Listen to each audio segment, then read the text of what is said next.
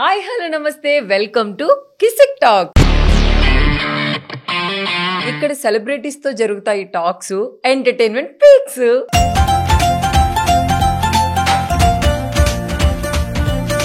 Kissik talks కి వచ్చారు. కిస్సా ఏంటి బ్రో అంత మాట? మన షో పేరు కిసిక్ టాక్స్ సార్. నువ్వు కిస్టా కన్నావేమో.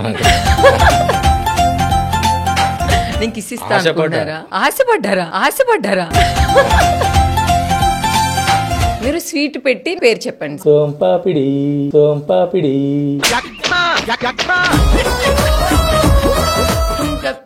నా పేరు, దీని పేరు కాదు. అయితే చెప్తా. మీకేదైనా రొమాంటిక్ సీన్ ఇస్తే చేయడానికి రెడీయా సార్? అన్నింటికి రెడీగా ఉన్నాను. అసలుడే గాని మహానుభావుడు. సంక్రాంతికి వస్తుందనే సినిమాలో అసలు ఇద్దరు హీరోయిన్స్ ని చూస్తే ఒక్కరి మించి ఒకరు ఉంటారు. మీకు ఏమనిపించింది? బాధాకరమైన విషయం ఇది. ఎందుకు సార్? ఐశ్వర్య రాజేష్ వచ్చి డాడీ అని, మీనాక్షి వచ్చి బాబాయ్ అని. మనలో మన మాట మన ఇద్దరి మధ్యలోనే ఉంటుంది ఇది. ఓకే సార్, ఇప్పుడు ఎంత తీసుకుంటున్నారో అవి చెప్పొద్దు కదా. సార్, ఈ సినిమాల కోసం టాపిక్ వచ్చింది కాబట్టి కమిట్మెంట్స్ వింటున్నాం. దాని మీద ఒపీనియన్ ఏంటి? అది నాకు సంబంధించిన విషయం కాదు. Because I'm not an actress, I'm an actor. దానికి దీనికి డిఫరెన్స్ ఏంటి సార్? నాకు అనుభవం అయితే కదా. నన్ను ఎవరు కమిట్మెంట్ అడగలేదు.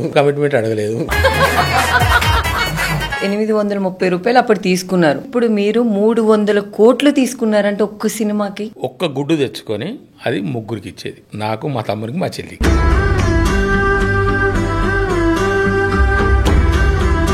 పేదరికాన్ని అనుభవించాను కాబట్టి కోట్ల రూపాయలు సంపాదించాలి అని అనుకున్నాను కసితో.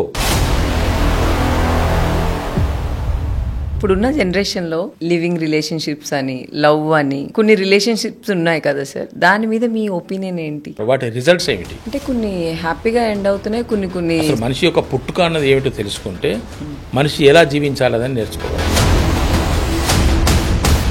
సార్, దేవుడు మీ ముందుకు వచ్చి ఇప్పుడు వెంటనే చిటుకులో తీరుస్తానంటే ఏ కోరిక కోరుకుంటారు? చావు. అదేంటి సార్ అంత మాట అన్నారు? అంతే కదా వర్ష, ఇది ప్రిపేర్డ్. ఆల్ ఆఫ్ సడన్ చెప్పింది కాదు. I'm always ready to go right now. నీకే ఇలా జరిగింది అంటూ నీలో నువ్వే మరి బాధపడకు. ఏ చెట్టు కంతటి గాలి ఉండును చూడరా. కిసిక్ టాక్స్ ప్రతి శనివారం రాత్రి 7 గంటలకి మన బిగ్ టీవీలో.